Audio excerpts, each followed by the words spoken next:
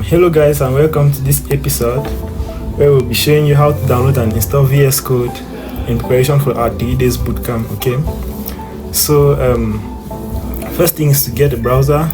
I'll be using Google Chrome.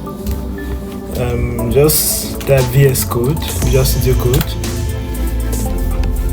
and you're going to get a couple of options. Ensure to get to the official website. Okay, so you see here you can see code.visualstudio.com. If you're using another browser, you will see different options. I don't know, maybe if you're using Microsoft Edge, you're going to get options with the Microsoft Store.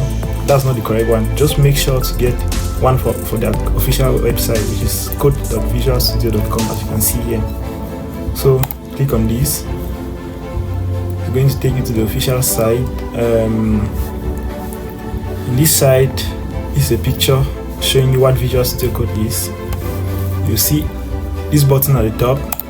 Just click on download, and wow, you can see the different versions of VS Code for different operating systems.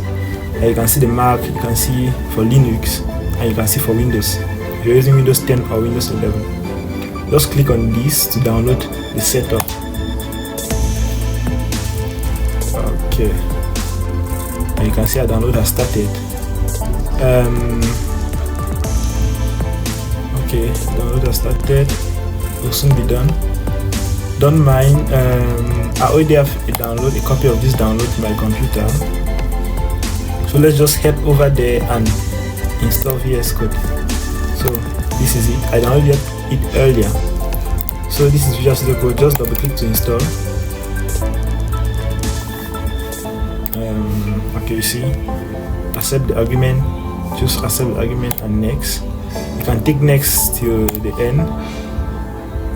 Okay, here install. Setup is preparing to install Visual Studio Code on this computer. Okay, it is being installed.